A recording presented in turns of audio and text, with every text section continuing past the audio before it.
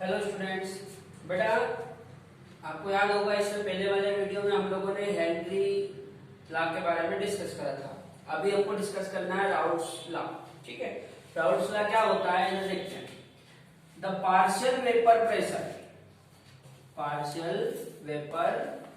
Pressure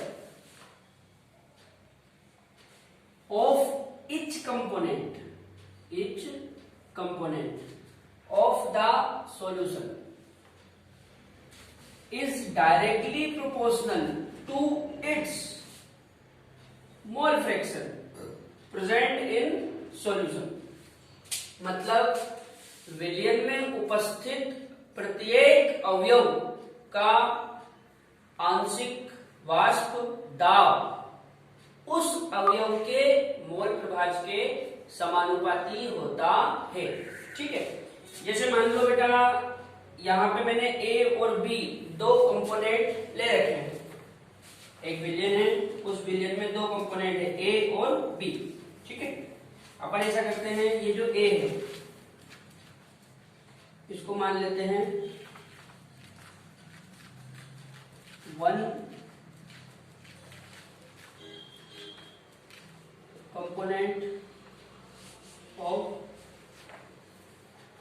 solution, और ये जो बी है इस बी को मान लेते हैं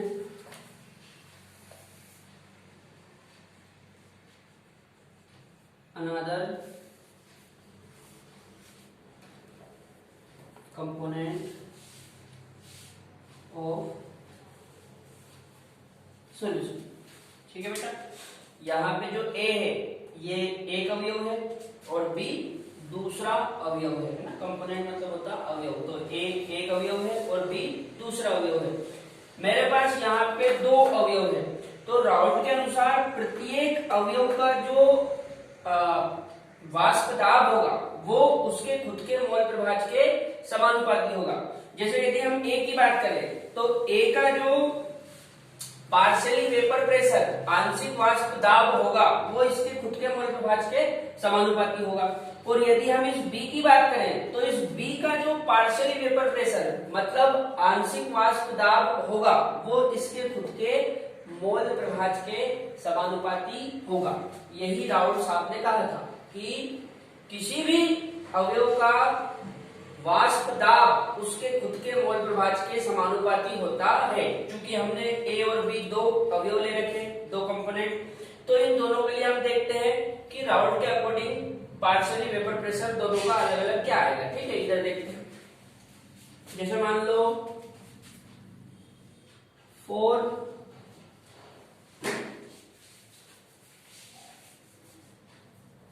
partial vapour pressure for component A. Component ए के लिए हम देखते हैं पार्शियल वेपर प्रेशर क्या होगा। तो मान लिया जाए कि जो ए है उसका आंशिक दाब है पी ए।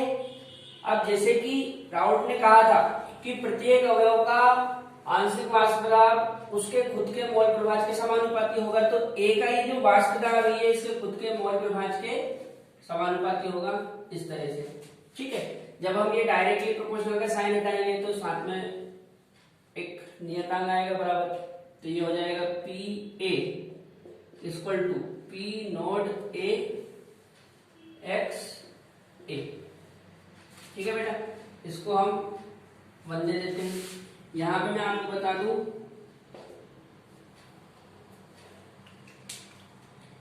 ये जो पी ए है ये है partial vapour pressure of A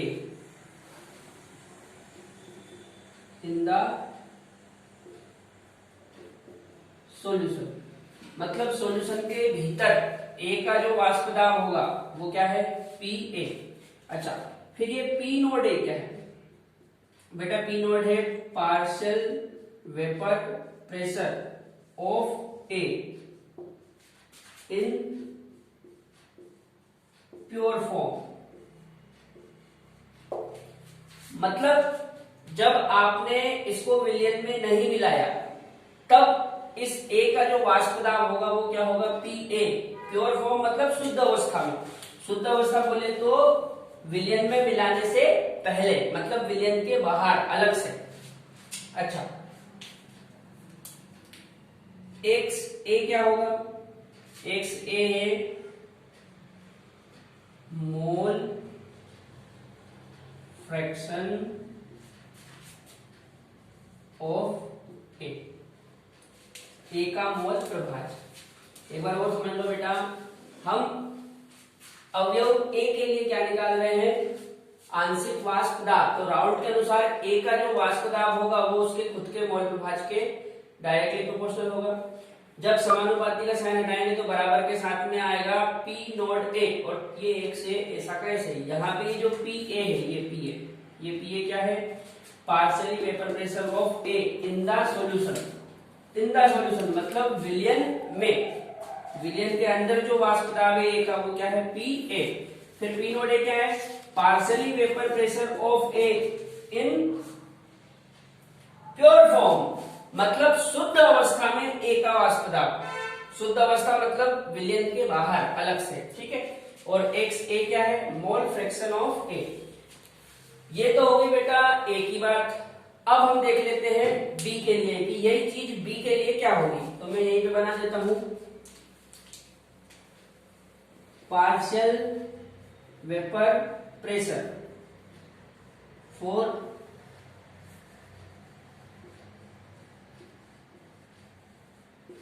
component B.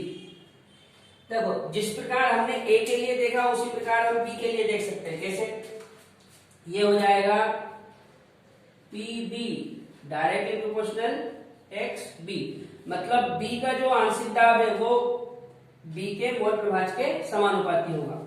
यहां पे जब हम समानुपाती का चिन्ह हटाएंगे तो ये हो जाएगा पी बी बराबर पी नॉट बी और एक्स बी। इसको आप चाहो तो 2 दे सकते हो, इसको 1 दिया था, इसको 2 दे दो। अब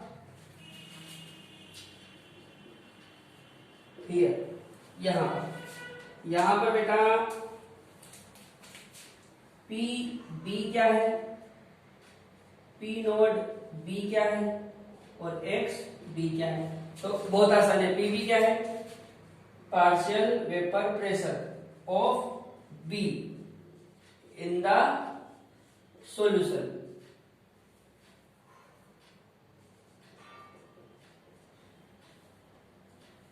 ये जो पीबी है ये विलयन के भीतर बी का आंशिक वाष्प दाब है, और पी नॉट बी क्या हो जाएगा, partial vapour pressure of B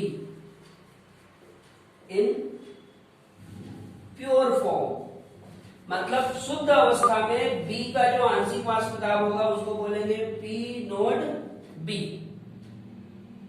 शुद्ध अवस्था मतलब विलयन के बाहर अलग से।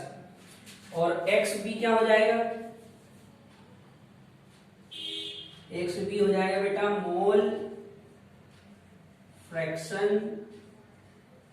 ऑफ बी, मतलब बी का मोल प्रभाज। ये राउल्ट के अनुसार मैंने राउल्ट के अनुसार मैंने ए का और बी का दोनों का मैंने आपको आंशिक वाष्प दाब निकाल के बता दिया। अब एक क्वेश्चन आया था बेटा AIPFT 2012 में, उसमें थोड़ा आगे की चीज पूछी हुई थी, तो वो भी हम डिस्कस कर लेते हैं, ठीक है। इधर देख लेते हैं। अब बेटा हम लोग टोटल प्रेशर ऑफ सॉल्यूशन देख लेते हैं कि जो विलयन है उसका टोटल पार्शियली प्रेशर कितना आएगा। जैसे हमने अभी ए के लिए देखा फिर बी के लिए देखा, लेकिन हमारे विलयन में तो ए और बी दोनों है, तो ए और बी की प्रेजेंस के कारण जो टोटल सॉल्यूशन है उस पूरे सॉल्यूशन का टोटल प्रेशर कितना होगा वो देख लेते हैं। तो total pressure of solution P total equal to, देखो बेटा हमारे सॉल्यूशन में ए और बी है, तो ए का और बी का जो आंशिक वाष्प दाब आया है उसको जोड़ देते हैं तो विलयन का टोटल प्रेशर आ जाएगा। तो पी टोटल इक्वल टू हो जाएगा P A plus P B. ठीक है,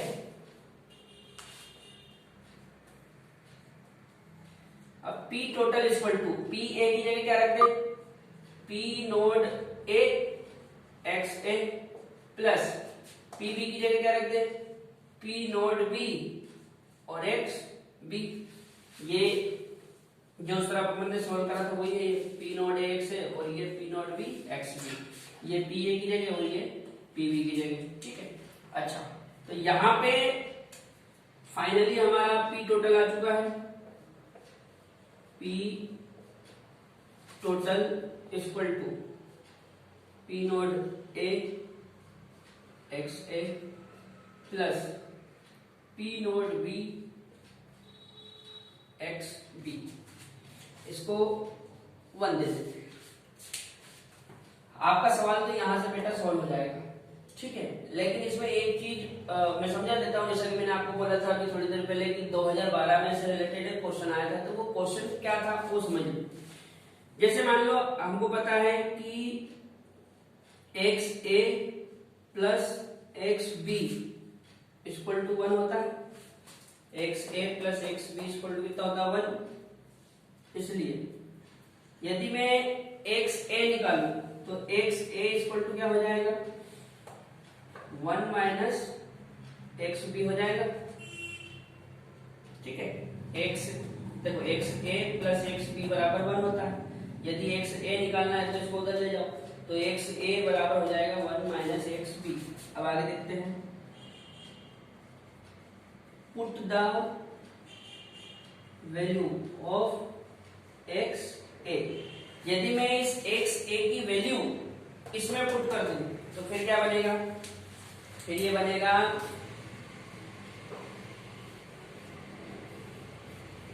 पी टोटल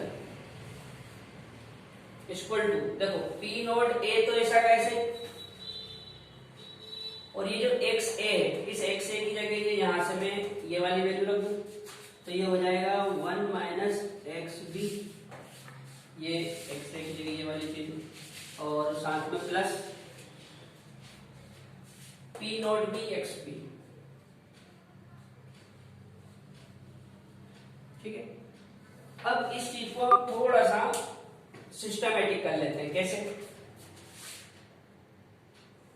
देखो पी टोटल इक्वल टू, अच्छा इसको शॉर्टकट में लिख दूं, पी टोटल इक्वल टू, ऐसा करते हैं बेटा ये जो पी ए है इसका अंदर मल्टीप्लाई करते हैं, तो ये इसमें जब मल्टीप्लाई करेंगे तो पी नोड ए का जब 1 में मल्टीप्लाई करेंगे तो ये हो जाएगा पी नोड ए। ठीक है, और जब इसमें मल्टीप्लाई करेंगे तो ये हो जाएगा minus P naught A X B, और ये P naught B X B पहले से ही है तो plus P naught B X B. ठीक है, अच्छा पी टोटल इक्वल टू, ये पी नोड ए तो यही लेने देते हैं। अच्छा आपको बताओ ये जो P naught A X B है ये माइनस का है और ये प्लस का है, तो ऐसा करते हैं प्लस वाले को इधर कर लेते हैं और माइनस वाले को इधर कर लेते हैं। जब इस प्लस वाले को इधर करोगे तो ये हो जाएगा plus P naught B X B, और माइनस वाले को उधर कर दो minus P naught A X B. ठीक है, अच्छा इसको थोड़ा सा आगे और बढ़ाते हैं, P total equal to P naught A, ये तो ऐसा कैसे ही, ये प्लस का साइन भी ऐसा कैसे ही। अब यहां पे देखो एक्स बी और एक्स बी एक जैसा है तो हम चाहें तो एक्स बी को कॉमन ले सकते हैं, तो ये हो जाएगा P naught B minus P naught A, और ये एक्स बी बाहर है। क्लियर बेटा, यही क्वेश्चन आया हुआ था टाइम।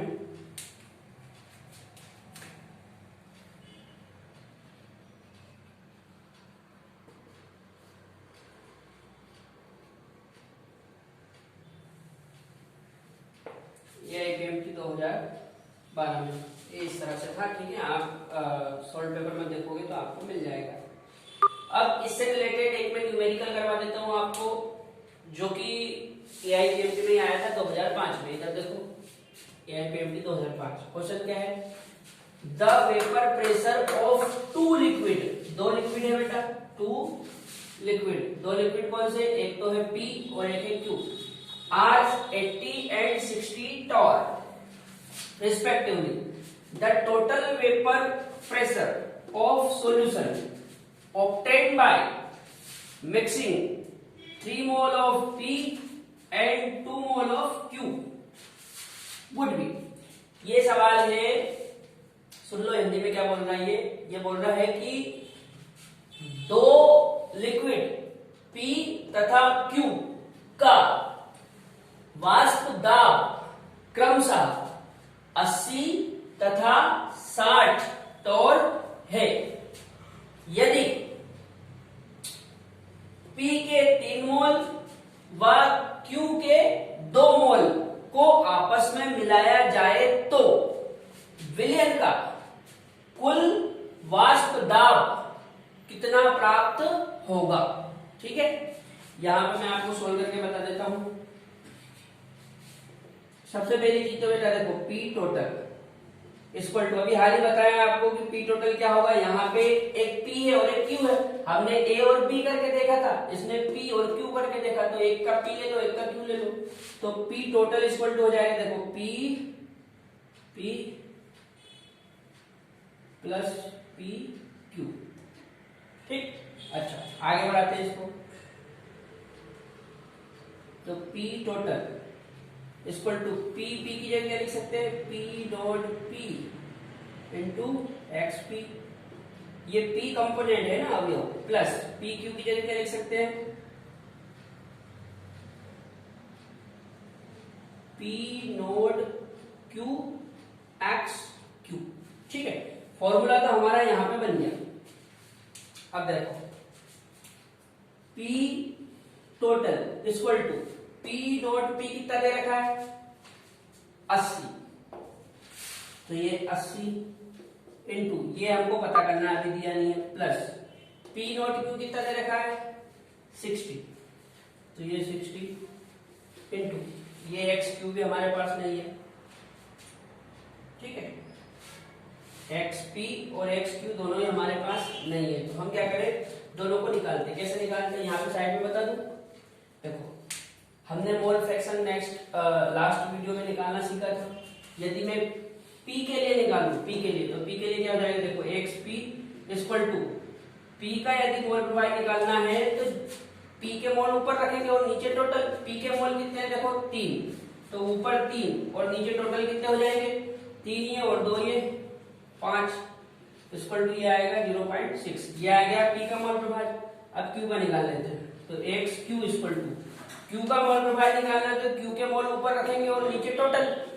Q के मोल कितने? 2, तो ऊपर 2 और नीचे टोटल कितना हो जाएगा? 3 ये और 2 ये 5 इक्वल टू 0.4। अब अपने पास P के मोल प्रभाव भी है और Q के मोल प्रभाव भी है। मोल प्रभाव मतलब मोल फ्रैक्शन, यहाँ पे रख देते हैं इसमें। P का कितना निकाला अपन ने? 0.6, तो ये 0.6। Q का कितना निकाला? 0.4, तो ये 0.4। अब इसको सोल्व करते हैं, तो ये हो जाएगा 48 प्लस ये हो जाएगा 24। टोटल कितना आएगा बेटा? 72। ये हमारा आंसर आ गया, 72 टॉर। मतलब जो सॉल्यूशन है उस सॉल्यूशन का टोटल प्रेशर कितना आएगा? 72। ठीक है बेटा। इसके आगे डाल्टन नामक वैज्ञानिक ने वेपर फेज के लिए कुछ बातें बताई थी, वो हम नेक्स्ट वीडियो में देखेंगे। ठीक है।